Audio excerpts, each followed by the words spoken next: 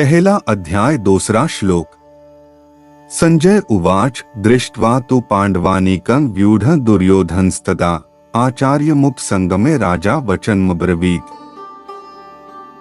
संजय ने कहा है, हे राजन, पांडवों की सेना की व्यूहरचना का अवलोकन कर राजा दुर्योधन ने अपने गुरु द्रोणाचार्य के पास जाकर इस प्रकार के शब्द कहे।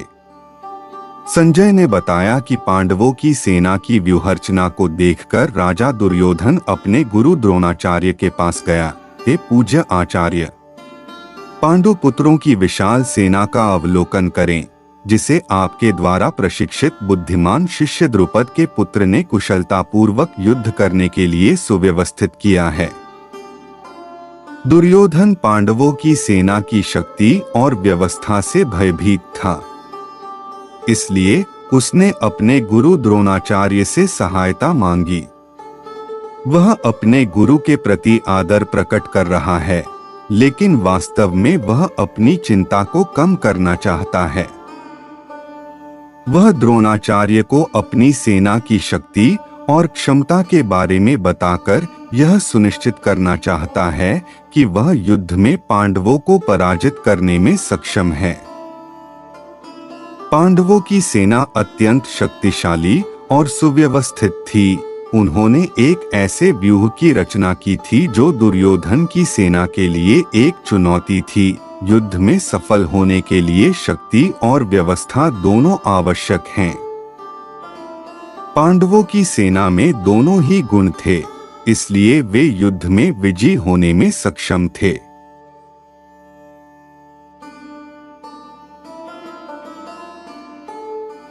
श्रीमद् भगवद गीता प्रथम अध्याय अर्जुन विषाद युग का तीसरा श्लोक।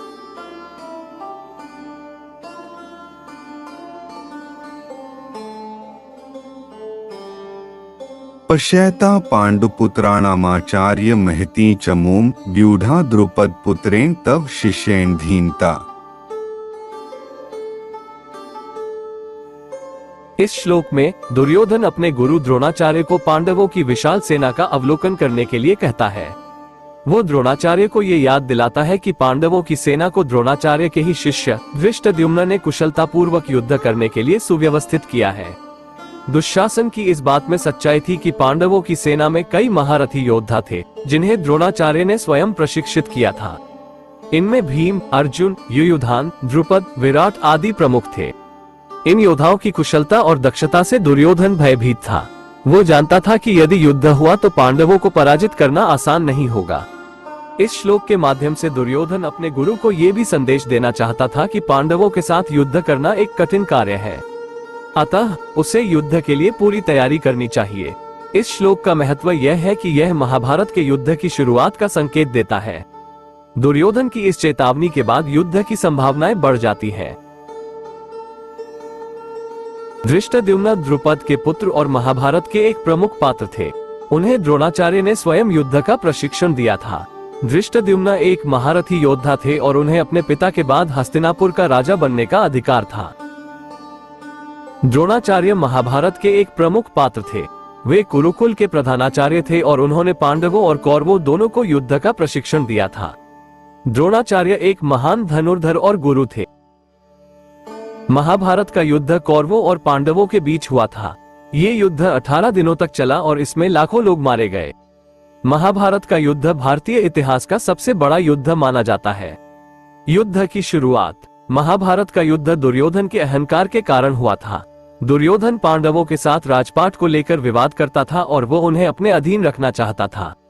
दुर्योधन के अहंकार के कारण ही दोनों पक्षों के बीच युद्ध हुआ।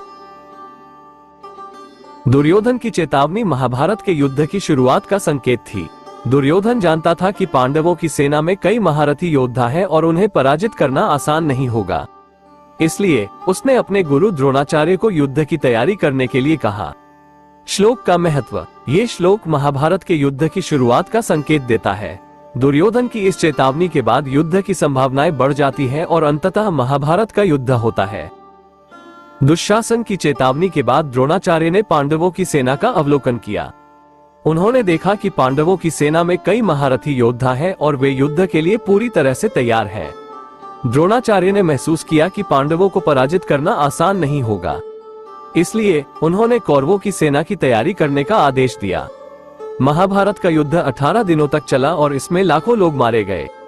अंततः पांडवों ने कौरवों को पराजित किया और पांडवों का राजपाट बहाल हुआ।